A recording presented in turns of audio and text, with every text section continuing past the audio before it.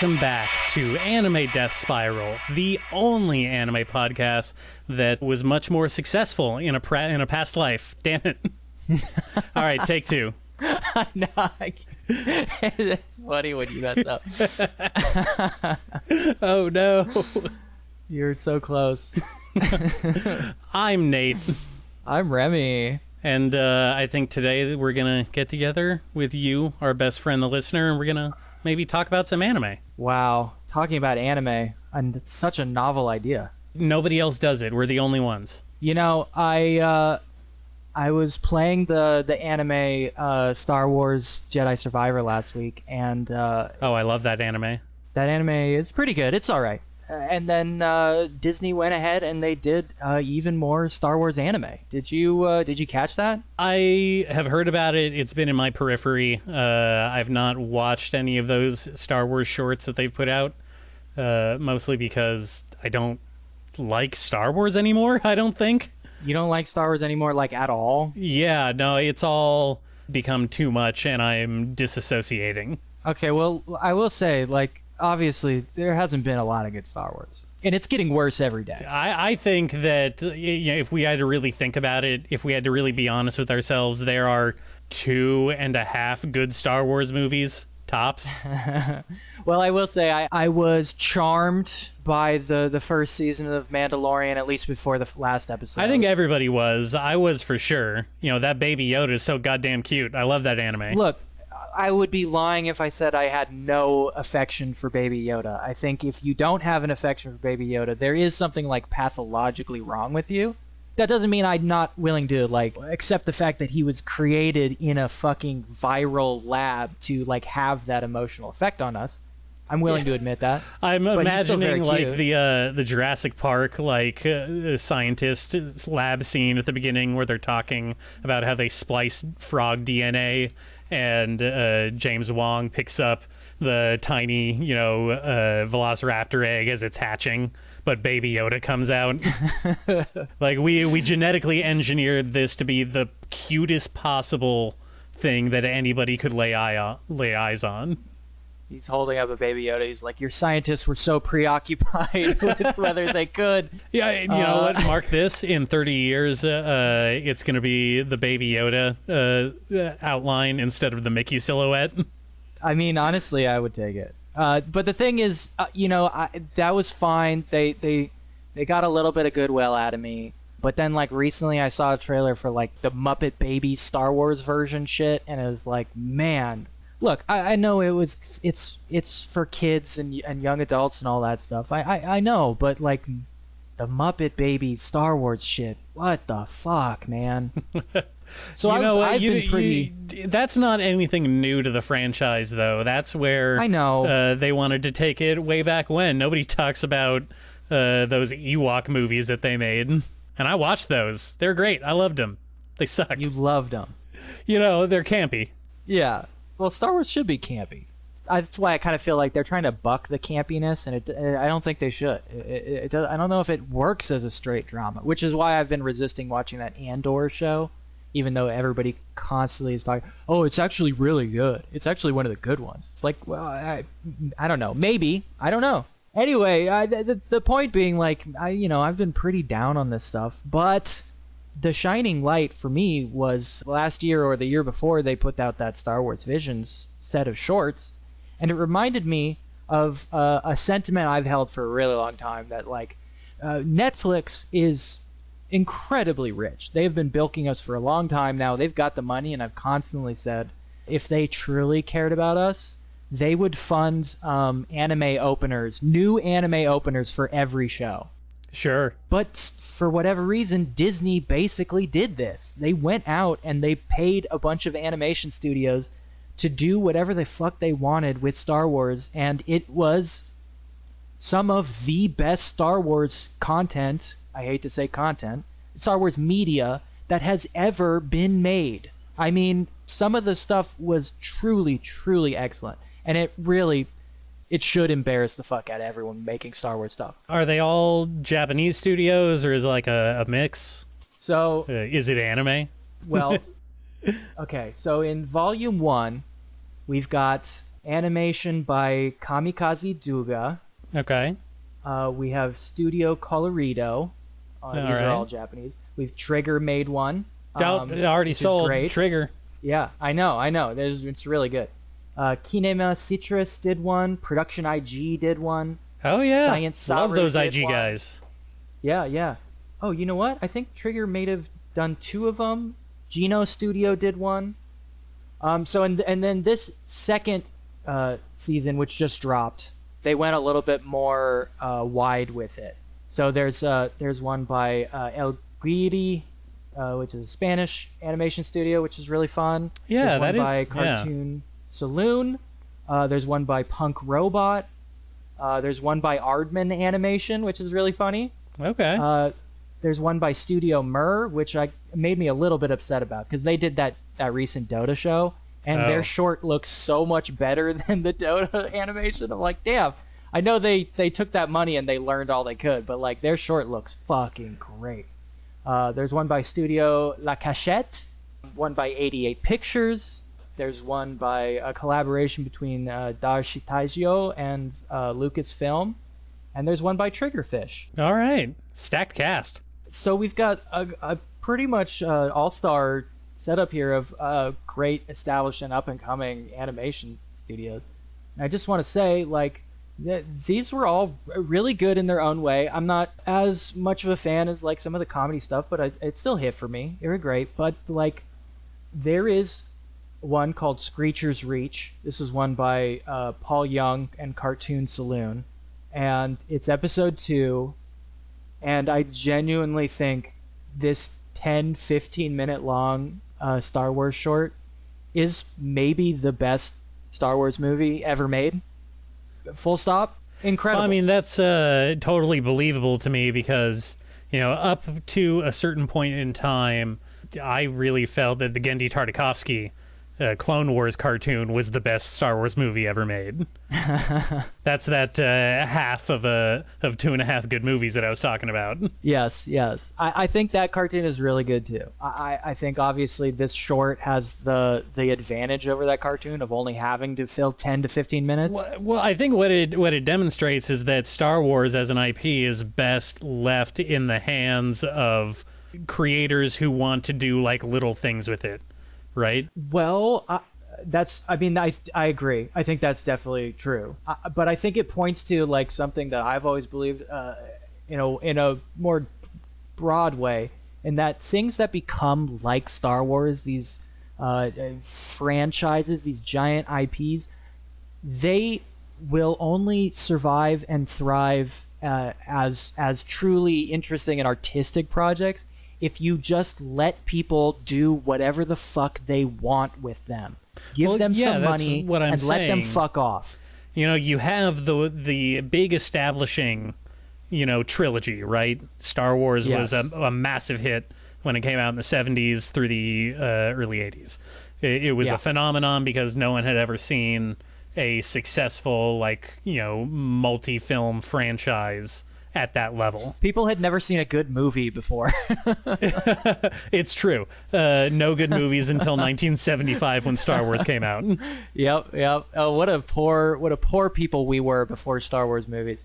And at that point, you've told a complete story, and all you really have left is a setting. And I don't think that it's viable to try and recreate success at that same level. Don't do another trilogy. We're seeing the fatigue right now with all these goddamn fucking stupid superhero movies. People don't care about the 8th set of movie trilogies that all interact with each other anymore. That and there's still a pandemic and people don't want to go to movie theaters because they're plague houses. Well, yeah. But Star Wars in particular, when Star Wars is just a spirit of rebellion coupled to a fantasy world under attack and mixed together with like a mystical power of, I don't know, goodness or whatever you want to boil down the Force to. I think those are pungent enough ingredients that you can attach anything to them and it will more or less, come out okay. It's the forcing all this shit into this horrible, like, confinement where Mandalorian Luke Skywalker has to appear and in the final episode, and Andor has to be all about the secret espionage action that leads to the destruction of the Death Star or whatever, or we have to have the horrible Han Solo movie where we learn where he, I don't know, hooked up with his Wookiee companion. All of that sucks. It all fucking sucks because it's all trying to force Star Wars into the smallest, narrowest possible containment. And Star Wars wants to explode and expand into every other facet of imagination it can be. And Disney, this is the first time in all of this new Disney shit, these Visions 1 and 2, where I've seen them actually let that happen, and it fucking kicks ass. It rules, actually. It's some anime-ass anime, Star Wars-ass anime, and it fucking rules. All right, well, maybe I'll check it out, but we are dangerously close to ripping off a Patton Oswalt bit, and I'm sick of talking about Star Wars, so... Is that true? Okay, that's fine. I watched other anime. I mean, that's not just Star Wars. Oh, you watched other anime? Yeah, I actually watched other anime. What else you got? I'll just go through a couple things. Another thing I watched recently. Well, there are two things that are airing now, and I know we mentioned these at least in the upcoming season, the spring season demo we did. But Mashley, Magic and Muscles has been running for a little while, and Danger in My Heart, Boku no Kokoro no Yabayatsu, I think, has also been running as well. And since one of our main themes is like ridiculous rom-coms, I have been checking in. Shit. Have I made that one of our main themes at this point? Yes. Apparently, that's your shtick, and mine is hating on isekai. I guess we've established that at this point. Oh God, we have character traits now. Yeah, we do. Anyway, the Dangers in My Heart has been kind of plugging along, and I've been watching the episodes, and maybe at some point I'll talk a little bit deeper into it because I really, really love it, the comic. And I think the anime has been doing a fantastic job. I really, really like it. And I think it really stands out in this pack of rom-coms. I've watched a couple of the other ones that are running right now. And like I talked last time, I watched the Mysterious Girlfriend X adaptation that they did recently. And they just do not compare. I think Dangers in My Heart is legitimately great. And like heartfelt, emotionally honest, little coming-of-age romance story. I think it's fantastic. That might be a little hard for most anime fans to relate to. I know, it's difficult, but I think if you just watch it, like, you will get hooked. I promise you. It is very touching. Mashley, not so much. Wait, Dangers in My Heart, is that a complete work, or is that ongoing? Oh, there's only like 5 episodes out right now. Oh, was it a manga, though? Yes, it is a continuing manga. It's been running for a while. All right. But the anime is really good. They've been doing a really good job. And like in episode 4, they go to a manga publishing house, and the main character gets very excited because they bring out a fresh Baki inked page, and he gets to look at it. And I relate to that quite a lot. I would also be very excited as a grown-ass man to see a real Baki inked page. Anyway, the other one that's going, and we haven't really talked about, is the Mashley anime has been running for a little while now. And in the middle of this Harry Potter shit show that's been like raging around us like a wildfire, they decided to do the anime that is like a direct Harry Potter satire, I suppose. No, I think now is the perfect time. Yeah, except that like Harry is a jock, and he proves that like magic is lame, and actually like fucking being ripped and like, yoked is cool, which is very funny to me. That is pretty good. That's a good bit. Yeah.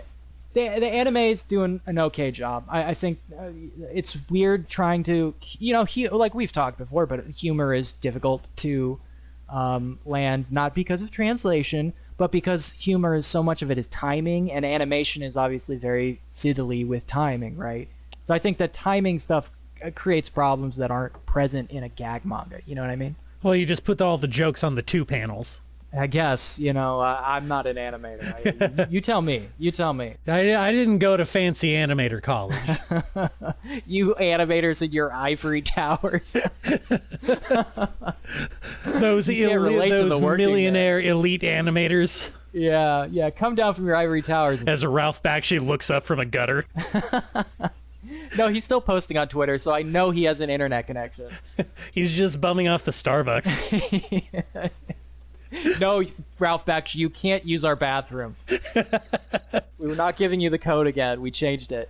What reminded me, though, is that I saw an announcement that they're doing a Mashley stage play, which I know they do a lot of these anime stage plays. You know, obviously there's like 18 different One Piece stage plays. Oh, they're huge right now. You know, yeah, I just saw a new Evangelion stage play that is a continuation of the anime, which boggles my mind.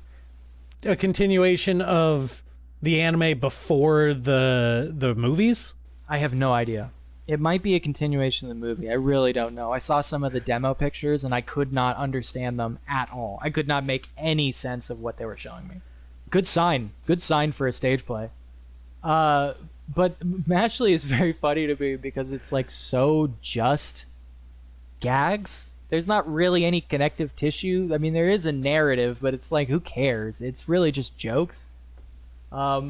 So what is the stage play version of that? Is it really just like a comedy show where they do like it sounds some just like an humor? extended comedy skit themed around the show. I can see that happening. With very elaborate costumes. But it just reminded me like how funny I think. I don't know if our discerning anime best friends out there are too hooked into the theater world, but hey, stagecraft really suffering in America. People really do not give a shit about like live theater in America right now. It's true. Broadway has been struggling like crazy to like lure people back in, even though there has been a string recently of like very popular shows. Obviously Hamilton went off, even though that's so fucking stupid. There was a show recently called Hades Town that exploded. I've heard a lot about that one. That got featured on really the NPR. So it must be good. Yeah. But it just had me thinking a lot about how they did that Spider-Man, the legendary failed Spider-Man production. Hey, we got like a 4 out of 10 Imagine Dragons album out of that. I will say, you really did blow my mind when you revealed that Radioactive was from the Spider-Man stage show. Well, it was from Imagine Dragons' rejected like pitch for the Spider-Man stage show. They were on, they were gonna score it, and then like halfway through production, the director's like, "Yeah, none of this music works for me. You guys got to go." It sucks, even for me. Spider-Man, turn off the dark. Yes. And so at least for Radioactive, they changed around some words and released it as a fucking single. It really like broke my brain for a little while. But it just got me thinking, like, that Spider-Man, what if the Spider-Man thing had actually really taken off and we had, like in Japan, this like pop culture renaissance on Broadway where we had, a fucking Iron Man stage play. We had a Batman stage play. We had a Fast and Furious stage play. Like what we could have. There was a point, an inflection point in our reality where that could have been a possibility, and we squandered it like our sick American minds. I just thought that's an interesting thing. These stage plays are a real big question mark to me, obviously, because I haven't seen any of them. I always kind of like, maybe I should like watch a YouTube compilation of some of these, just see what's going on. I also watched a trilogy of shorts called Noroi no One Piece, and no, Nate, that is not related to One Piece. Okay, there was some confusion. I'll admit that I shouldn't have made an assumption on my end, but like when you were talking about anime and you put the words One Piece next to each other, it's reasonable to assume you were talking about the mega popular show One Piece. Sure. I get the thing. I get it. But no, this came out, well, right around when One Piece would have been starting. I think it came out around 92. And it's just a trio of short horror pieces about a woman's dress, what they call a one piece. Just kind of a flowy dress. Not a swimsuit. not a swimsuit. It is a formal dress. It's very, very important that it is a formal dress. And it kind of represents a lot of interesting things. And it is an American-style dress that curses young Japanese women. I think, we could go real deep into some of the implications going on in these shorts.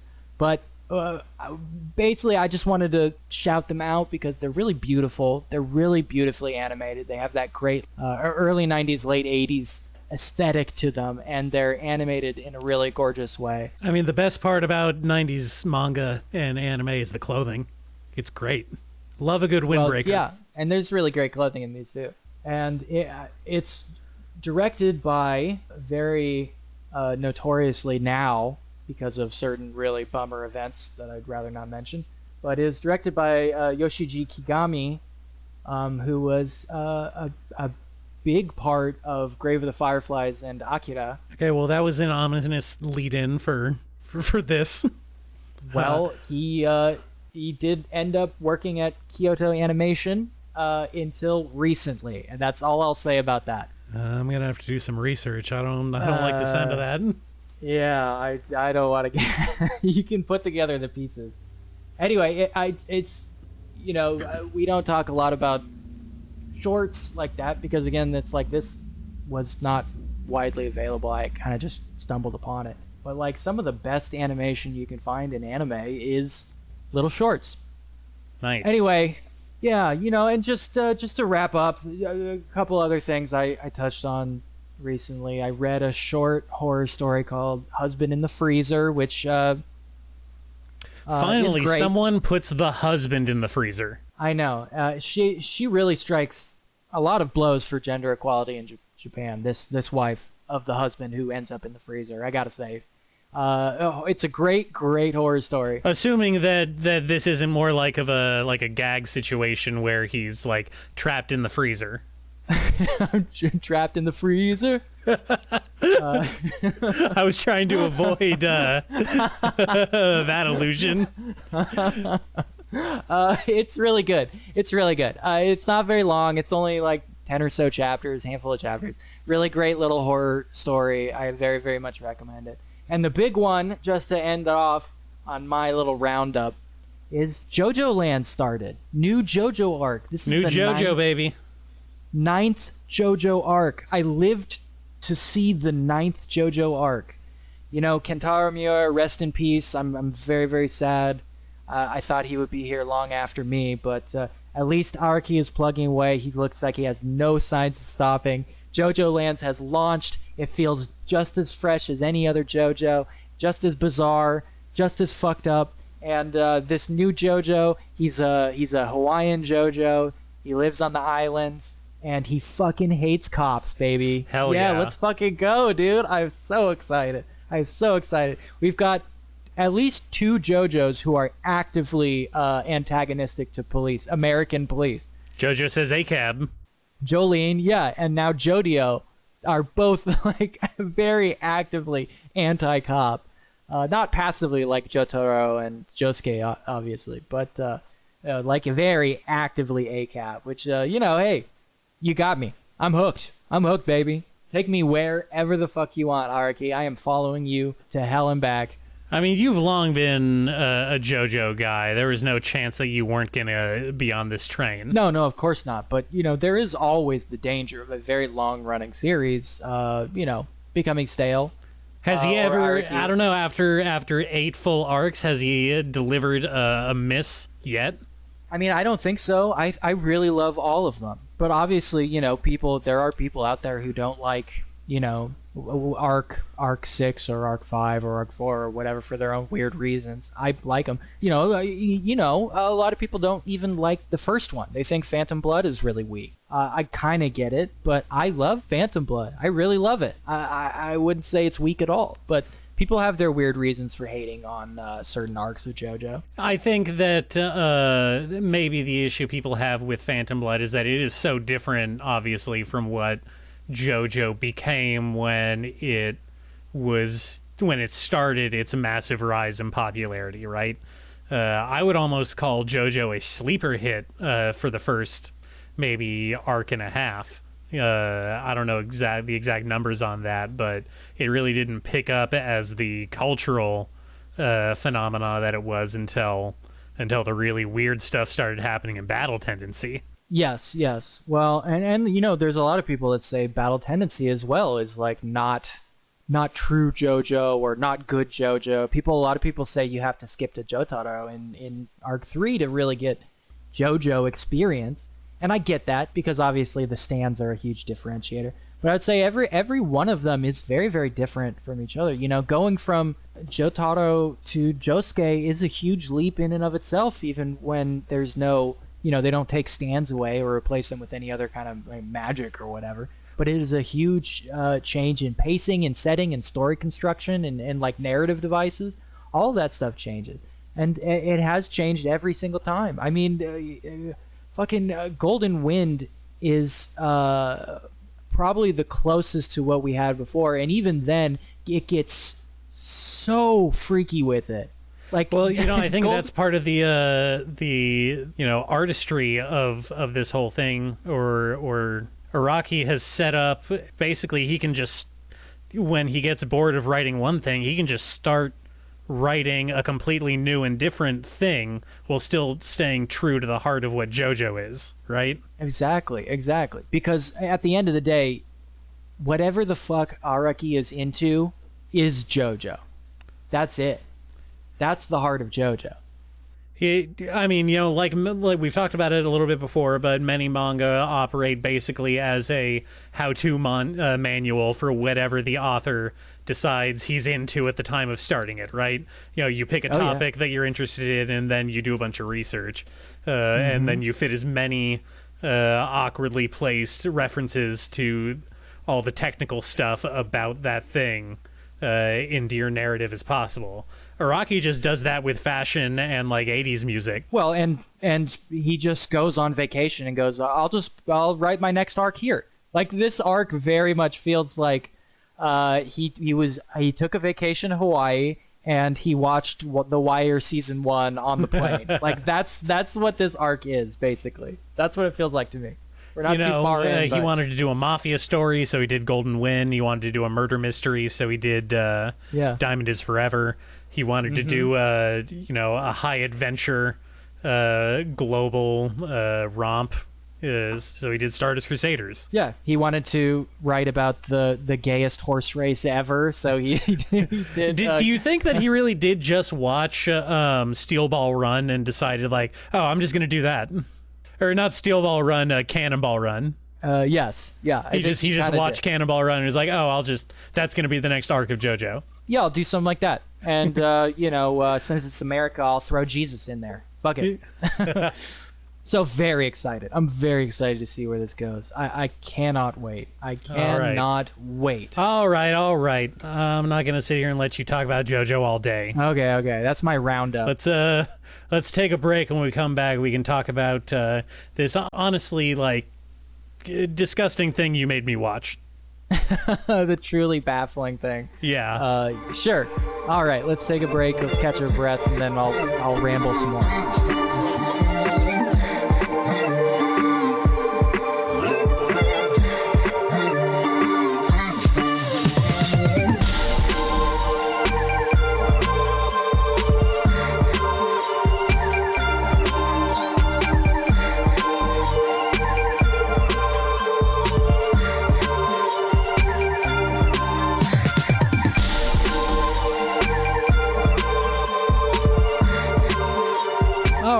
Welcome back to Anime Death Spiral. I'm Nate. In my next life, I want to reincarnate as somebody who can pronounce words correctly. There, I got it out. This time. So, you had me... first of all, I messaged you yesterday saying that I hadn't had time to read or watch anything new this week. And so you told me to go watch episode 1 of Oshinoko. You failed to mention that it was 82 minutes long, so... Well, do your due diligence next time. I know. So, it is fresh in my head right before recording this. What did you make me watch? Well, we talked about how much you enjoyed Akasaka's previous work, Kaguya-sama. We both enjoyed it quite a lot. I did enjoy it quite a bit. I was very disappointed to find out that this is the follow-up. It's not really, I mean, they're not related. They're completely separate things. That is a light romantic comedy with a lot of gag elements, but kind of a good heart and a smart take, a spin on the genre. This is a completely bizarre, celebrity worshipping freak of nature, I suppose. I don't know. The author's, by my estimation, third work after Kaguya-sama and Instant Bullets, which I really, really like, but will probably never see the light of day.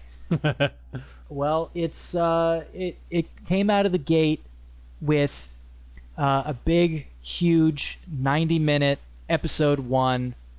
There was a lot of hype surrounding this. Oshinoko is seriously fucking hot right now. For a battle shonen manga, this has been a huge release. Very much an upset, I think. And so, I've read a little bit of it beforehand, before I knew they were going to adapt it.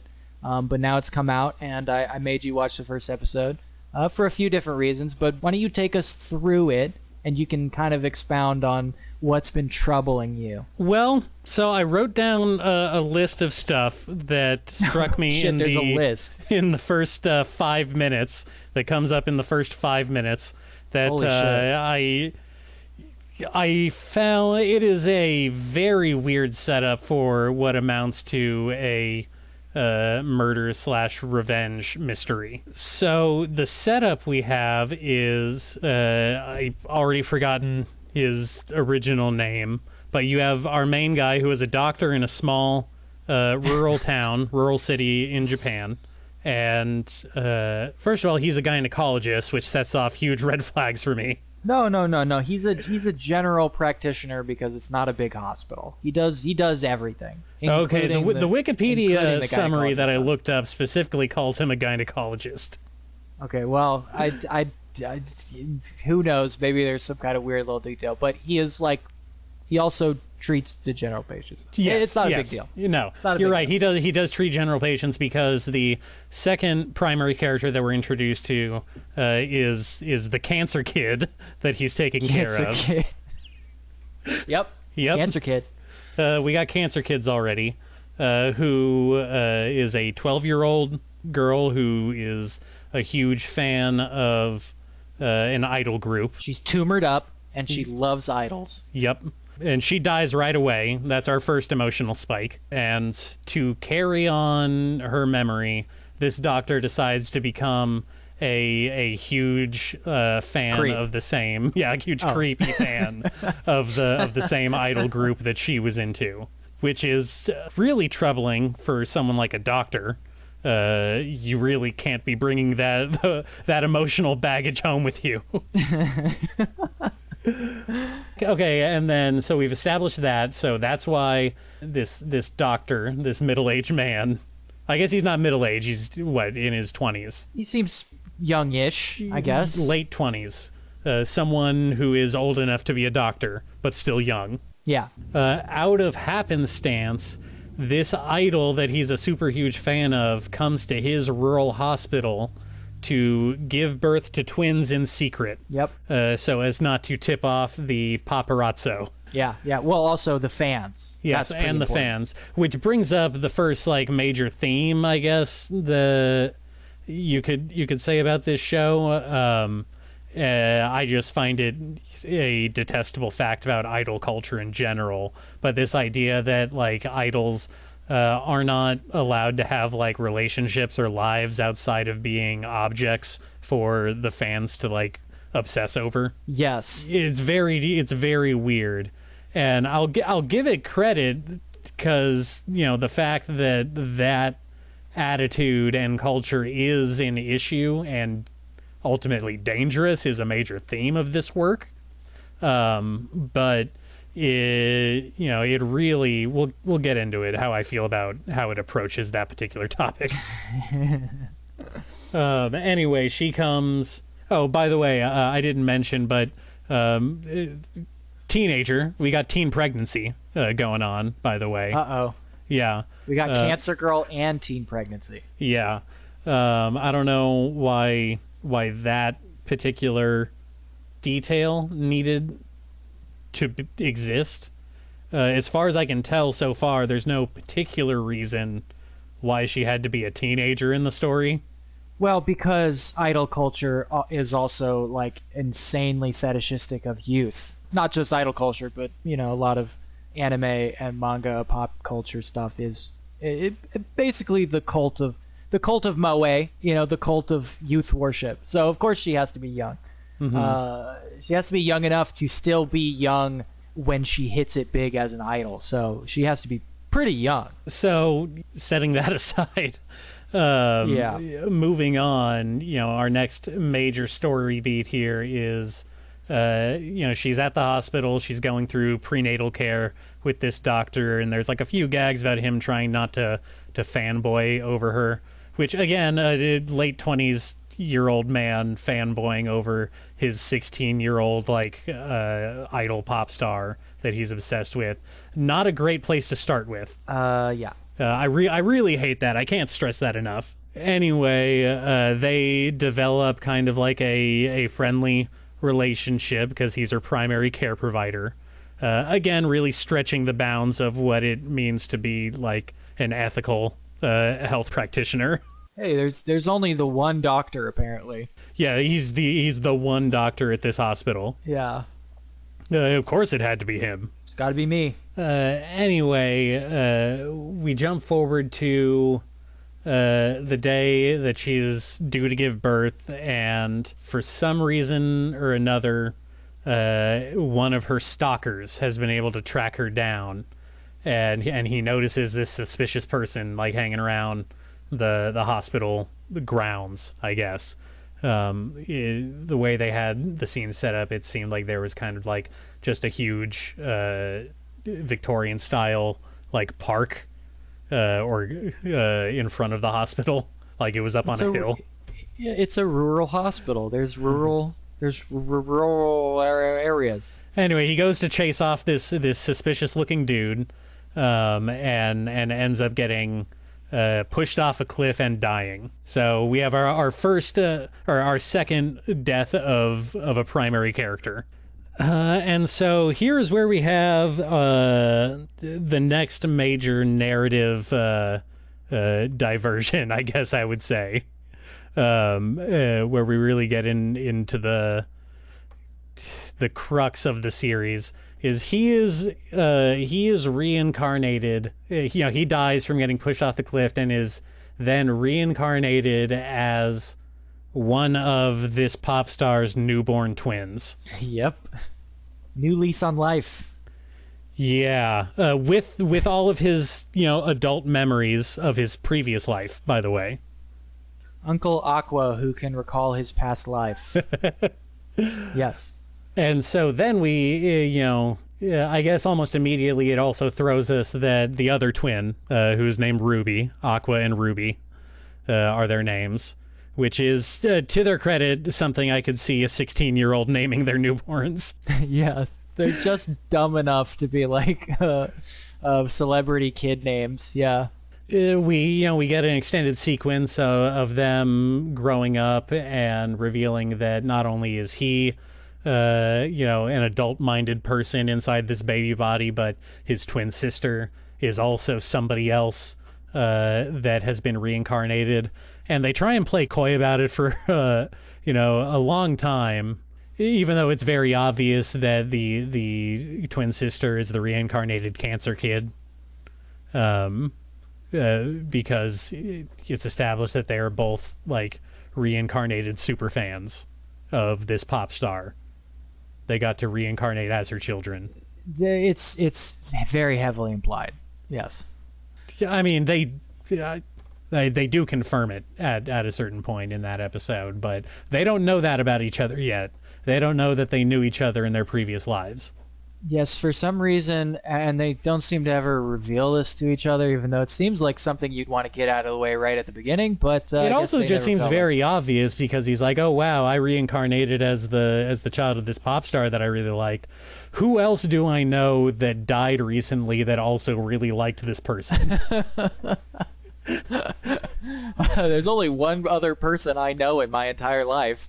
Well, I mean, I'm just saying there's a lot of circumstantial evidence pointing to who it is.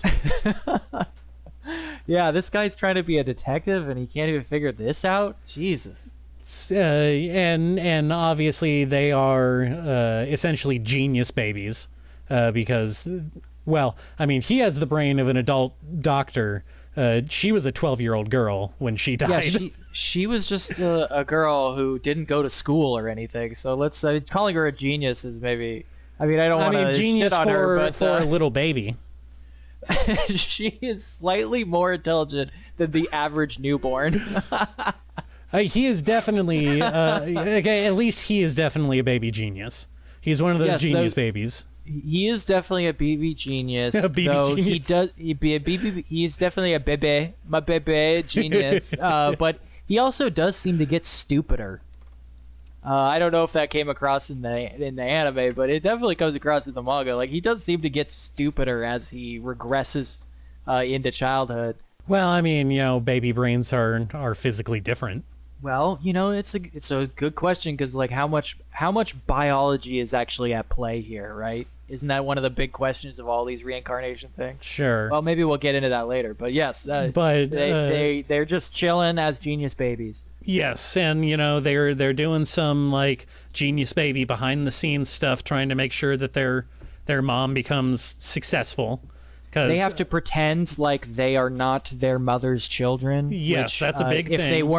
If they weren't literally reincarnated people who knew that she wasn't their mother, would probably be really scarring for a child. And so, you know, we get like kind of like some time skips of like, okay, this is what they're like at 1 year old, and this is what they're like at 2 year old, and he's having like full on conversations with other adult men.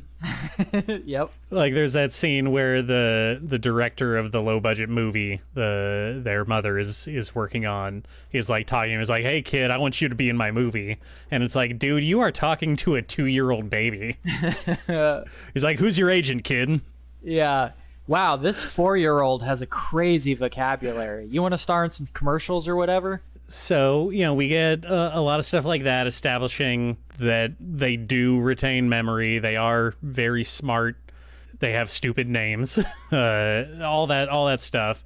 And then we get to the end of this is basically the prologue. What we get to is, you know, the stalker fan that originally killed the doctor dude, Aqua, in his past life, somehow gets tipped off to where they're living and shows up and kills their mother. And it's very traumatizing. And the episode ends with them resolving as teenagers now to figure out who their father was. I forgot to mention, they don't know who their father is. Nobody does. Nobody does. It was a secret, and their mother didn't tell anybody. Probably because she was 16 years old. Yeah, that dude would be arrested. Yeah. And you know, he being a genius baby, he deduces that his father is the only one who could have told the stalker fan where they live, and resolves to find him. Yeah, and also being a super genius, yes, an incredibly 400 IQ, he actually figures out that he probably shares the same DNA with his birth father. He figures it out, people.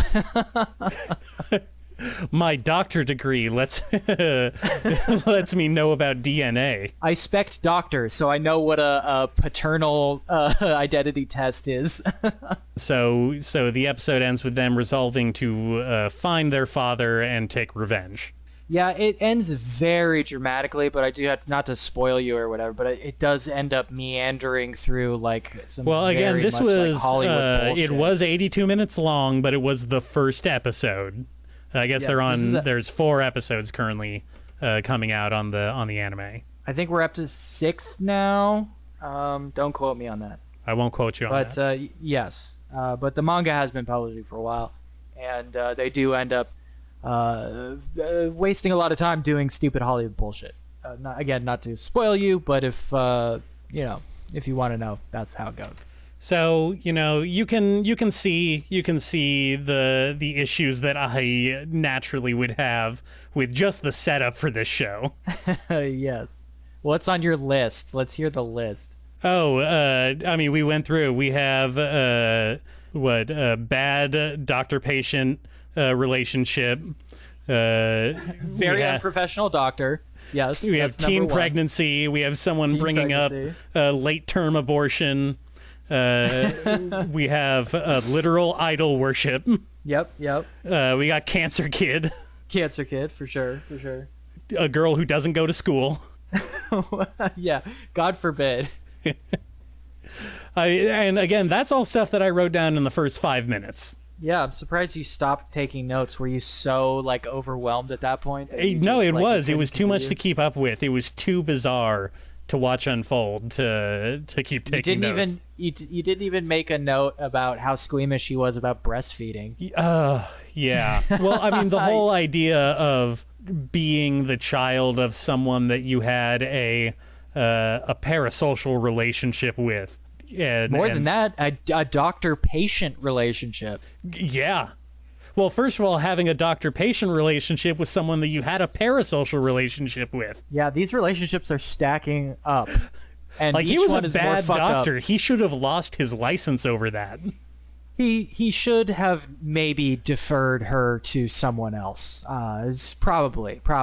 That is a major conflict of interest. It does seem a bit improper, for sure. Not the best look for a rural hospital doctor. So, being you, I've assumed that you've read all of this of the manga so far. No, I have not. I did dip out after a little while, not even too far after what the anime's already gotten to. Not because of the insanely creepy shit that has been pretty thoroughly documented at this point.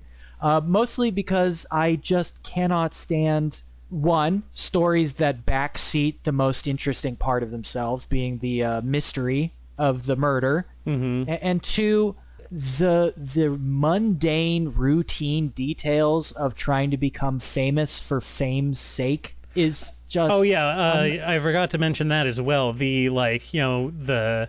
The instruction manual topic for this anime is how to be in the Japanese entertainment industry. How to work in the entertainment industry, and that's already evil enough. I'm not. I don't want. I'm gonna be clear. I'm not one of these Kim Kardashian. She's famous for being fair. I'm not a hater like that. I accept the biz is what it is. People perform, and they get money for it, and we consume these products as a culture. That's fine, whatever.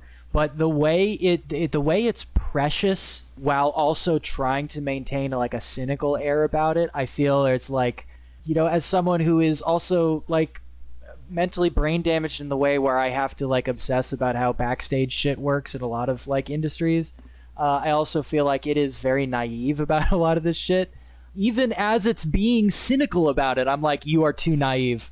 It's no, you are looking into the gaping maw of true hell that is the entertainment industry, and you're still being naive about it. What I found really detestable at the end there is, one of the themes that you just brought up is basically, and what they say a lot in that episode is the entertainment industry is about making money at the end of the day, and it's okay to lie to the audience if it's going to get you more viewers. And that's something that their mother, the pop star, is incredibly conflicted over in private, and she feels very guilty about it.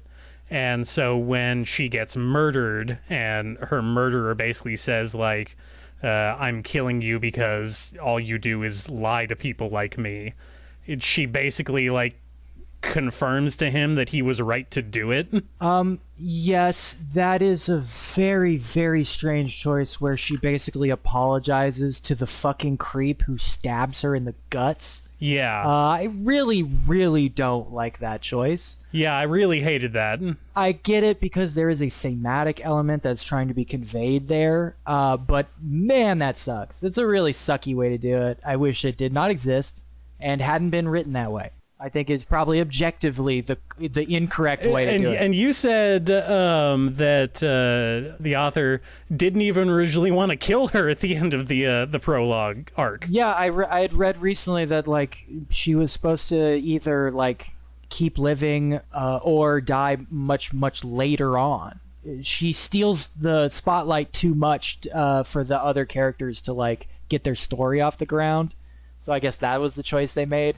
I mean, that is kind of a theme, though, that they bring up. If you think about it, I may actually be giving them a compliment on story structure here. Is her being like such a show stealer? Like she's so magnanimous and charismatic that no matter what she's in, like she is stealing attention away from other people. And like that comes up repeatedly throughout her career. She is a professional upstager. She's like genetically enhanced upstager. She has star-shaped pupils, for God's sake. Yeah. She has like low-level hypnosis powers. So yeah, it is an interesting thing. There's interesting choices there being made that I'm sort of in the dark about.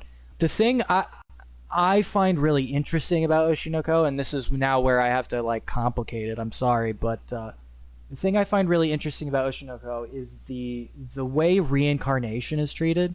And I think reincarnation is really interesting, and not to get all like technical Star Trek-y about it, but there are like narrative mechanics to reincarnation that I find really interesting, and the way that Oshinoko does it compared to some of the way it's been treated in other narratives, I find a clash in a weird way.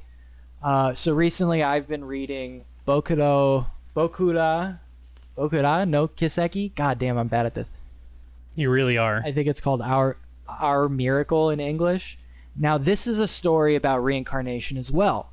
This is a story about a boy who recalls his past life. From a very early age, he remembers that he was a princess of a foreign kingdom. Apparently it's sort of like a fantasy kingdom because there was like magic or whatever. And he tries to, when he's young, he doesn't really understand what other people's experiences are like. So he's pretty flippant about it. He thinks everybody's reincarnated. So he's like, yeah, when I reincarnated, I became this little boy, but I was like a princess. And rightfully so, he gets bullied for a long time. And so he eventually begins to hide it, and he stops talking about it. But, he still thinks about it a lot. And then one day, something very strange happens at school. Somebody uses magic, and he doesn't know who. He wasn't there, but a friend of his gets attacked in a magic-y way. And when the magic... it sort of shines like a light, and when the magic is seen by people in his class, like it starts with a handful of people who witness this through a window, they have like mental breakdowns and realize that they too have reincarnated from this fantasy land, and they sort of awaken to their latent personalities, and they have these incredibly confused experiences, like these like weird like debirths where they temporarily like regress into that personality and have to sort of like be kind of worked back into their current personality slowly and gently so that they don't have like a mental breakdown about it. And it slowly is revealed, that these are people who were at this castle during this incredibly traumatic event. The princess's castle is invaded, and they're all slaughtered. And they all start waking up to this. And more people from his class, when they're accidentally exposed to these things, at one point he's written a journal in his like foreign language characters, and some people spot it, and it triggers this again, this like reawakening. But the story is really interesting. It's a really good read. It's incredibly dramatic. There's some really goofy stuff in it. The magic in particular is like real goofy. But it's a hell of a page turner. It's really well written. I like it a lot. But what's interesting about it here is that the story is essentially about what we bring with us into the present from the past, and what is worth keeping and what needs to be discarded in order to like live as we are now. So it's a lot about the PTSD of these things that are now long dead, these people who are long dead, and what that means to the people who are living now, these high schoolers who have parents and lives and friends and homework and shit. What value is there to like dredging up this old stuff? And the conflict comes from them constantly trying to discover that for themselves, like what is important to remember and what is important to forget. And so that is the conflict in the story, is these clashings of these two people who now have to coexist inside one body. And that's fascinating. And it's treated in a really good way in that story. Sometimes, all these kids get really wrapped up in like dredging up these old grudges and things they have against each other, because not all of them are, not all of them were the being invaded people. Some of them were the invading people. And now they're like, they wake up and they're classmates and shit. They have to take gym together, right? It creates a lot of really juicy drama. But that central aspect of it, where it's two people in one body living now a single life and having to determine like what's valuable there to keep and what needs to be discarded, is a really, really interesting conflict.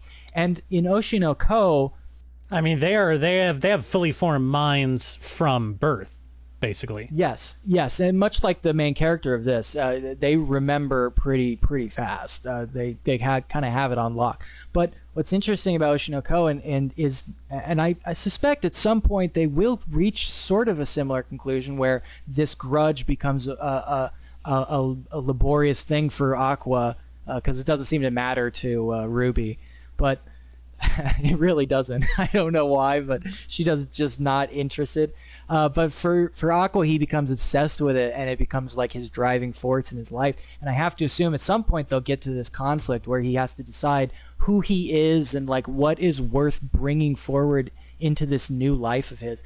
But he was a full ass grown ass man who lived he was a doctor. He lived in the near present. His parents are still alive, but I do like that the most research he ever did was like Googling his name to see if anyone ever found his body. Yeah, what a fucking drip, right? But he very, very quickly discards his old life. It doesn't seem to enter his mind at all. And in fact, his personality changes so much. He allows his personality to change so much. It's almost like there's no reason for reincarnation except for this, like, I was aware of what was going on in my life when I was 4 years old. There isn't a huge amount of drama that's centered around the reincarnation itself, because like we said, he was a doctor-ass doctor, and he doesn't seem to give her first aid when she's stabbed. I know. What's up with that? Well, he makes an offhand comment like, "Oh, I know where she must have gotten stabbed, but she was stabbed in her abdominal aorta." And that's the most doctor talk that we get after he's a baby.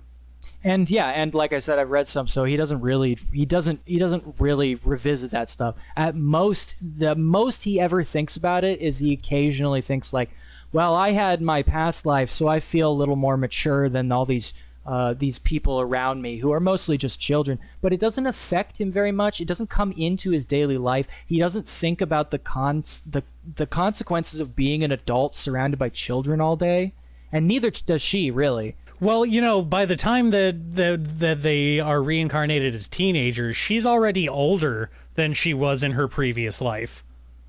Yes. And so she's already lived like a whole ass other life, longer than her last one. Yes, he's firmly middle-aged, and she is firmly like mid-20s now. But they don't think about that at all. They pretend that they're just regular teenagers for the most part. Not even pretend. They really naturalize to these lives to the point where they don't think about reincarnation at all. And I think that's really that contrasts with our miracle like so much. Well, like you said, it was just the whole concept is just an excuse to have a genius baby at the beginning. Yeah, well, I really wonder about that because that was the thing that left me. I kind of wanted to continue reading it because I'm really interested to see how that folds back into the story at some point, because I really wanted to approach it in the same way as Our Miracle. I want reincarnation to be a big aspect of the story because I'm really interested in reincarnation. Well, you know, obviously he wouldn't have cared as much if she was just his mom. She also had to be an idol that he was obsessed with as a grown man. I guess so. I'm really interested to see, even if I never read it again, I'm really interested to see if that ever comes up. The third aspect to this is the third approach, I think, is in, I say third like it's super definitive, but a third approach is in Spirit Circle, a manga that I read a really long time ago. This is by Satoshi Mizukami. This guy is also the author of Lucifer and the Biscuit Hammer, unfortunately named, and also I don't think is very good. But I do think Spirit Circle is like genuinely one of my favorite manga. I think it's a masterpiece, even though you should go check out as fast as possible. It is truly, truly divine, even if the art puts you off at first. Push through because it is fantastic. But that's a story about a boy who has a mysterious scar on his face that he doesn't remember getting, and he's living a normal life, and he doesn't really think a lot about, these strange things that pop into his mind every once in a while, until one day, now stop me if you've heard this one before, a mysterious girl transfers into his class, and he is immediately smitten with her. Her whole mysterious aura is very alluring. And like the first day she's there, he tries to walk home with her, and she's really standoffish to him. He's not really interested in making friends. I wonder where I've heard that before. Until they're like kind of just stumbling around, until she pulls off this Band-Aid he has on his face because he's a little embarrassed of the scar, and recognizes it very clearly. Like her eyes light up. She's like, "What the fuck?" She asks him a question that he doesn't understand. And then she manifests a very bizarre-looking hula hoop and kicks this kid down the fucking stairs, head first, just throws him the fuck down some stairs. Great moment. And when his head cracks, we flash back to like pre-civilization, to another boy who is speaking with some spirits. And this boy has a friend. She's a girl in his village, and the girl is chosen to be sacrificed as a way to appease whatever god they believe in. Yeah, I mean, I think most human sacrifices were just because people were really bored back then. Well, it seems like he doesn't even really buy into it. And he gets really pissed off because he's like, well, everybody knows that's bullshit, right? And they're like, well, it's what we do, so don't worry about it. Anyway, he shows up. He's really mad about it. And he shows up to the ceremony, and he can't take it. She's tied down, so he runs up to stop the ceremony. And a girl who looks extremely familiar steps in front of him and cuts his fucking head off. Classic. And then our boy wakes up in bed, rubbing his temple like, man, that was really fucking weird.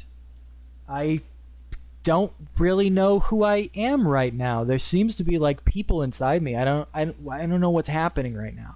And suddenly I'm having these conflicting feelings. I'm not 100% sure about my identity anymore. And the story continues from there. You can imagine there's maybe more than one of these things happens to him, and he learns that the girl also remembers past lives, except she remembers all of them, and she fucking hates him for some reason that he's going to discover at some point. And so that becomes a story of like what is it in reincarnation that we've lost and would benefit us to regain, especially when we're dealing with people who have shared lives with us, and what it means to be a person who is missing parts of themselves and interacting with a person who isn't, right? And like that's finding what's missing inside of you and gaining that and what that adds to your life and who you are when those pieces are reassembled is sort of the driving force of Spirit Circle, which is also a fascinating take on reincarnation. And it leads to really interesting conflict, especially when you realize, like, maybe you've wronged people and you don't realize it. And what do you do when you realize it? You know, like, how do relationships change when you realize parts of yourself that are missing are parts that should be missing? All that kind of thing. It's really fascinating. And again, bringing it back to Oshinoko, which central aspect is reincarnation. Neither one of our mans seems to give a shit about what happened before. It's just very, very bizarre, you know, in stories about reincarnation where the person as quickly as possible discards those past lives and isn't well, I mean, really to be fair, for the girl them. At least, her past life was being a cancer kid and then dying when she was 12. Yes, she has a very interesting dynamic with reincarnation because it's like now she has a life that she could only fantasize about. It's like she's being rewarded for her punishment, which is, again, an interesting thing when we consider reincarnations and its relationship to suffering and reaching enlightenment. You know, the wheel of karma and all that is an interesting approach to her suffering. Something that I'm sure won't be explored in any depth because of where the story seems to be going. But I guess what I'm interested in is like how reincarnation interacts with a narrative in this way. In the granular way, where like we now have a mid 40s, would you say, man, early 40s man. Who is that's safe, assuming he was let's say the earliest you can be a doctor is like 26. Yeah, nice. And then you have, adding on top of that, what is he, like 16? 16. Yeah, so at least 40. Yeah, so we have a early 40s man. And now we have the central conflict on one side, the granular aspect of it being like, you are a 40-year-old man who is basically pretending to be a teenager and going to high school and shit and playing this off like, what are the material consequences of that? You don't seem to be bothered by it very much at all. But there's also the more I think that's the audience's of tip-off that you don't have to be bothered by it. Well, I mean, but that's what I mean. Like, this is the metatextual aspect of it, where like, are we going to get into the idea that like he is a new person when you are reincarnated? Even if you have those memories, who are you, right? Is he a new person who has memories of his old self, or is he his old self who is developing new memories in a new body? Or are these two things conflicting with each other and he's trying to resolve them?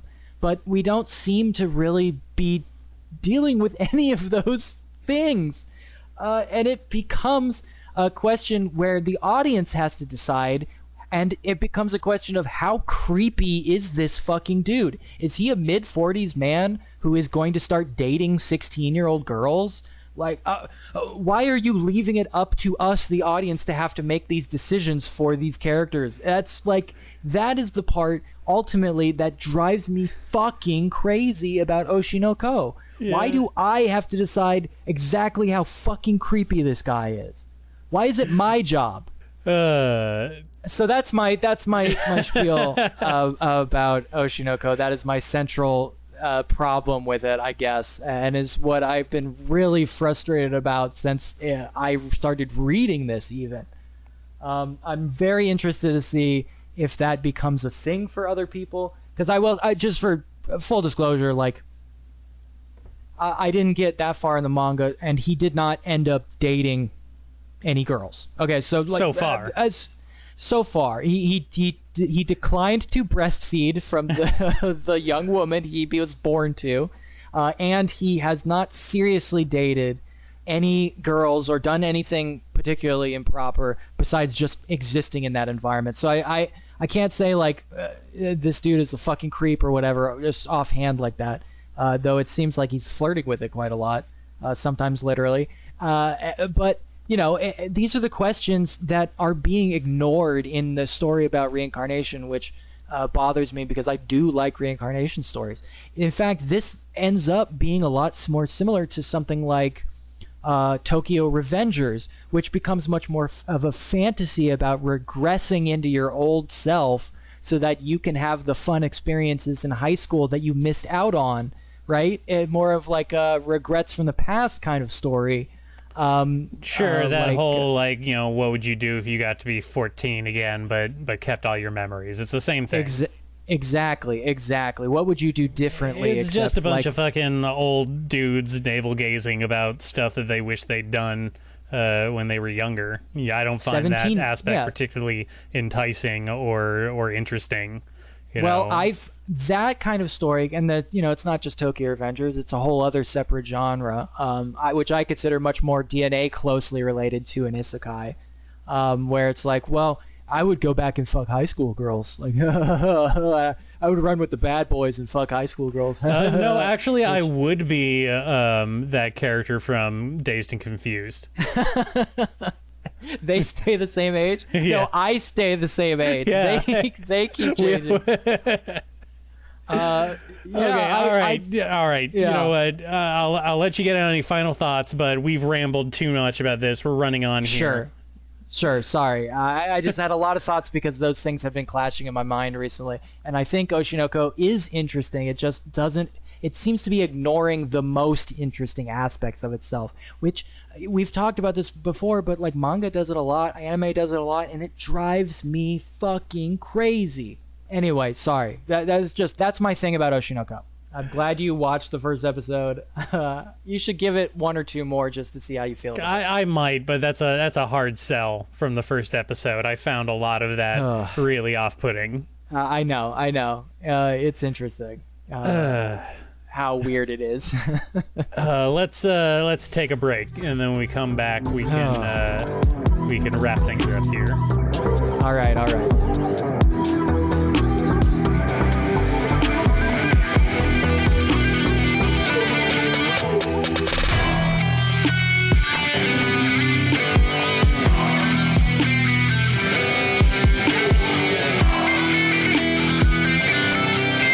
All right, back again. Anime Death Spiral.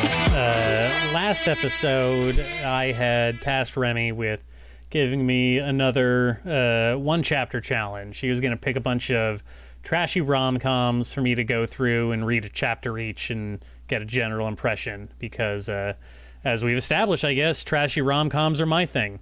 So I'm going to lean into it. We had mentioned offhand that I could give you a nice little pile here, and I can, and I will. Well, I see you've written down a pile here. You've put the slop in front of me. Super fast. Go through the title and why you want me to read this. Yes, and this is by no means an exhaustive list. In fact, this is like a very cursory list. So we will be getting to some other stuff at some point. This is not the end for you, my friend. All right. Let's go through them then. I am on the edge of my seat. Give them to me. So, number one, here's some good trashy rom-com for you, friend. You ever heard of Jikokuren? No. Death Life? No. Or Jikokuren Love in Hell? I have never not heard of these ones. Excellent. Now, hey, have you ever thought about what would happen if you went to hell and there were cute anime girls in hell? Before we expound on that, I'm looking through the list here, and I do want to preface that I've not heard of any of these. Great. Then I did a good job. Great. All right. Anime girls in hell. Yeah. What would you do? I don't know. Depends on what the author's other works are like. No, I'm asking you personally. What would you do if you went to hell and there were cute anime girls there? Oh, that's a trap. I wouldn't trust that at all. You're not gonna answer? You can't answer? No answer is an answer, so just keep that in mind. I plead the fifth. All right, he pleads the fifth. Well, whatever you're imagining, audience, is basically what happens in Jigokuren. A guy goes to hell. There are cute anime girls there. Enough said. Comedy ensues. Self-explanatory. Yeah. A lot of these are self-explanatory, which I guess helps. All right.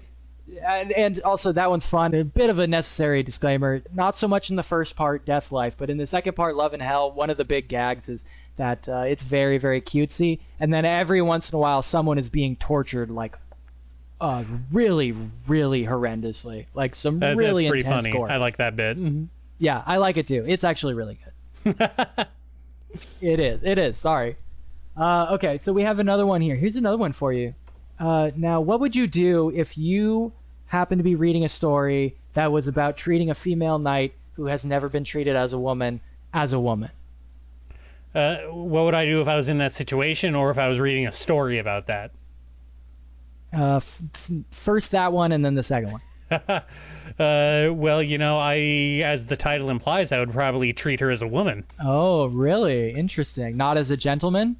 Oh, I see the the play here. Wow. You should have pleaded the fifth again. You really fell for my trap there. Yeah, no, I told on myself. Yes. The main character chooses essentially the same. He decides to treat the female knight as a woman. And hilarious rom-com type events ensue. Got it. Pretty good, right?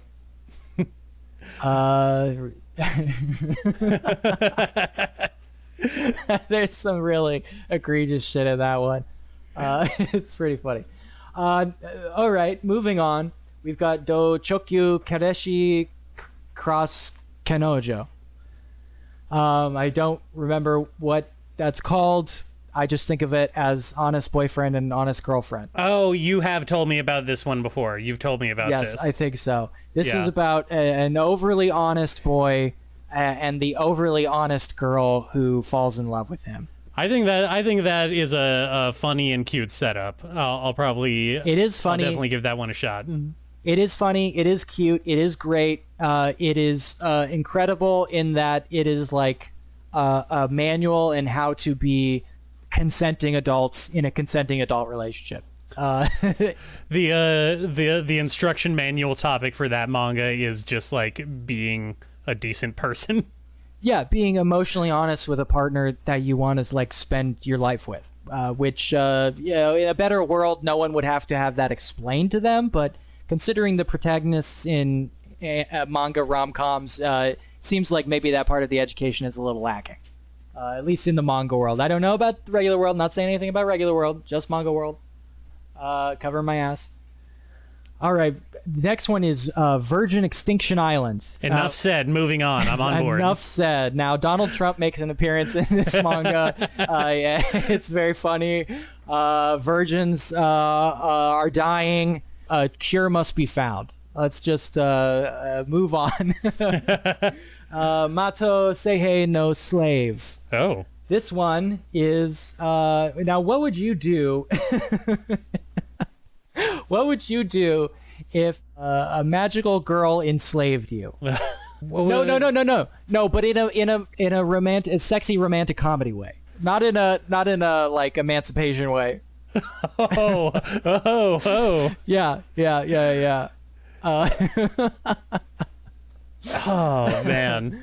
There's some baggage. Yeah. There's some baggage with that one. Oh, you're so tight-lipped during this. I wonder why. Okay. Well, what? Okay, but it's not like a bad situation. It's like you get to join her like magical defense squad and like hang out with her best friends and shit. I mean, I guess I'd be cool with it. Yeah. I mean, who wouldn't? Who wouldn't want to be the slave of a cute magical girl who lets you hang out in her clubhouse with your other magical girlfriends? Everybody would. You would die for that. Don't lie. All right. The next one is called Shachiku Succubus no Hanashi. And I really wish I knew what that meant. Now, what would you do if a sexy anime girl drifted through your window every night and drank up your sexy dreams? I mean, that already happens.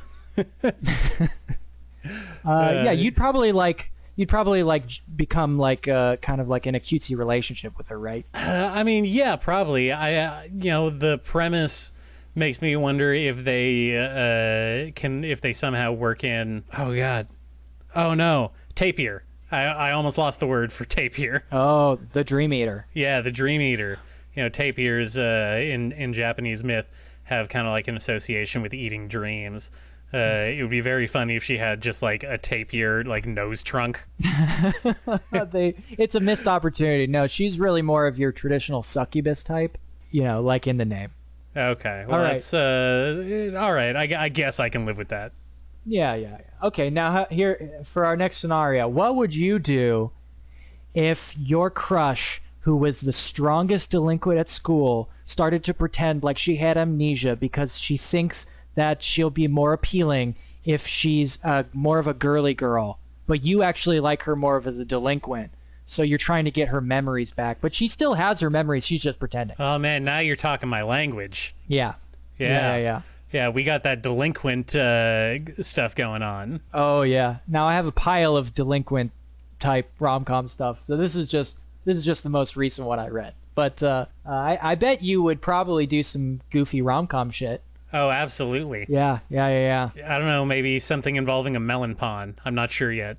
Maybe you would take her to the arcade and try out one of the like strength training punching bag things. You never know. What kind of goofy shit you get up to. Okay. All right, now here's a twist. Let me throw you a curveball here. What if you had already married an alien who was super sexy and you had a kid with her, and you had to keep her existence as an alien secret? You fucked E.T., and now you're in a consenting adult relationship with E.T. Is that not what Mork and Mindy was about? Were they fucking? I don't think so. I honestly don't know. I've never watched Mork and Mindy. I only know the Nanu Nanu thing. Is that what he said when he came? Nanu Nanu? Was that the gag? Tell me. I literally don't know. All right, we're at the last on the list. Now, what if you were a normal boy, except for the fact that you had tactile hypersensitivity, which means that you have sort of an uncontrollable impulse to touch things that you find interesting, and you happened to live in a world filled with like strange hybrid girls, like Oni girls or like fox girls or things, and they all had things attached to their heads or tails or things that you felt an uncontrollable urge to rub, and your best friend happens to be a demon girl who has a secret crush on you, and she's got two cute little horns on her head that you constantly want to feel up. What I would do, I feel like I would take a long walk to think about boundaries and personal space. Maybe you'd go and read a couple issues of Dochokyu Kaeshi Cross Kanojo and learn about consenting adult activity. Yeah, exactly. And maybe you'd do that. I don't know. Or maybe, like in this comic, you get up to some hilarious rom-com misunderstandings. Well, I mean, that seems to be par for the course for all of these. Well, hey, if that's what you think, that's what you think. I have my own answers, but I kept them secret, just in case the listener was curious. I'm not revealing my answers to any of these questions. If you want to know the answers to these questions, you can read all of these series yourself, and I actually highly recommend it. Broaden your horizons for just trash and filth. That's what I say. I will read all of these suggestions, and I will come back to you with the answers to these questions. Okay, all right. I'm dying of curiosity. Maybe I'll tell you my answers. I don't know. We'll see. I'm not saying that I should be held personally responsible for the contents of any of these rom-coms. Let's pretend like you found this list crumpled up in the bottom of a drawer somewhere of like some furniture that you bought off Craigslist. How about that? Let's pretend like that happened, okay? I'm not connected to these recommendations in any way. You just happen to have found a list. Yeah, neither of us are professional reviewers, nor are we lawyers, so... We're also not amateur reviewers. I don't even know what anime is. I've never seen an anime in my life. Yeah, I'm actually face blind, but like for pictures. What's a more extreme version of unqualified? Yeah, whatever you are, I guess. Okay, all right. Enough rambling. Wow. Yeah, okay, we went long. I think we gave you a lot to think about this episode. So good on us for being smart and interesting and intelligent about cartoons for children. We really nailed that. Yeah, I think we did a really good job. Yeah, we can't stress enough that the stuff that we talk about is cartoons for little baby people. Yes, with our little baby minds, we brought the entire strength of our tiny little baby minds to bear on these little tiny baby cartoons, and I think that's a really worthwhile thing to do, and I think it's a worthwhile thing for you to do, my dear best friend and listener, and I think it's also a worthwhile thing to do to come back and listen to the next episode where we will continue bearing our powerful tiny minds on these children's cartoons. I can't. Oh God. Okay, we gotta stop. I can't do this anymore. Yeah. Okay, my dear listener. Till next time. Bye. Bye.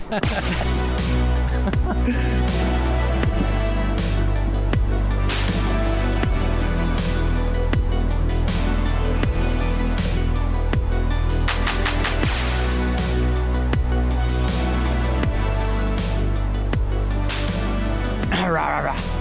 Rah, rah, rah, rah, rah, rah. Rah, rah, rah.